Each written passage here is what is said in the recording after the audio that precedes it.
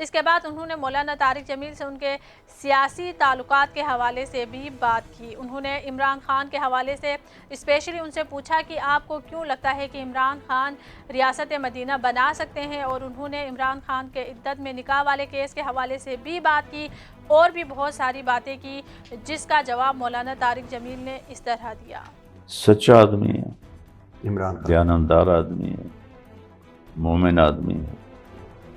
ریاست مدینہ کوئی بلڈنگ تو ہے نہیں جو اس نے بنانی تھی، جی جی، تو لوگوں کے تعاون سے بننی تھی۔ لوگ جھوٹ چھوڑیں، زنا چھوڑیں، شراب چھوڑیں، جوا چھوڑیں، قتل چھوڑیں، لڑائیاں چھوڑیں، اس سے ریاست بنتی ہے، نہ کہ کوئی بلڈنگ ہے جو وہ کھڑی کر کے کہتا کہ یہ ریاست مدینہ۔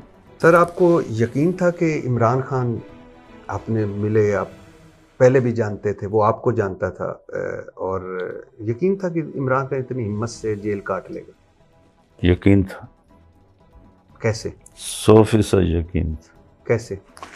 جو اس سے ملاقاتیں ہوئیں، اس کا عزم دیکھا، حوصلہ دیکھا، اس سے مجھے اندازہ تھا کہ یہ کبھی ڈیل نہیں کرے گا۔ کب کوئی واقعہ، کوئی بات آپ کو یاد آتی ہو جو اس نے کی؟ اب جیسے وہ چاروں طرف سے آخری ملاقات کب ہوئی تھی عمران خان سے؟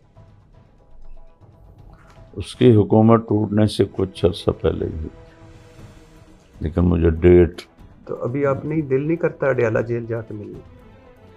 نہیں، وہ تو ملنے ہی نہیں دیتے تو کیا؟ آپ کے تو سارے جاننے والے ہیں۔ نہیں، وہ نہیں ملنے دیں گے۔ ویسے اگر ملنے دیں تو جائیں ضرور۔ کیا کہنا چاہیں گے اگر آپ جا کر اسے؟ کہوں گا شاباش، کمال کر دیا، تاریخ بدل دی تم نے۔ آپ خود سوچیں، اپنی عمر میں آپ کی تو لائن ہی ہے، جی، ایسی استقامت دیکھیے کسی میں؟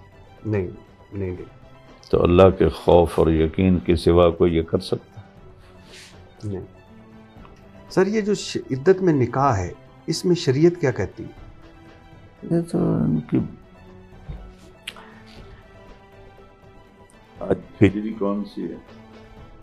کون سی ہجری ہے جی؟ آج 1446 1446۔ ہجری میں عدت کا کبھی کوئی کیس نہیں بنا۔ جھوٹ کے نہ پاؤں ہوتے ہیں نہ سر ہوتا ہے، بھلا عدت بھی کوئی مقدمہ بن سکتا ہے جس میں صرف عورت کی گواہی چلتی اور کس کی گواہی نہیں چلتی؟ لیکن اب چونکہ اس کو جیل میں پھنسا کے رکھنا ہے، لہذا کوئی ایک کیس تو سچا بتائیں جو اس پہ ہوا ہو۔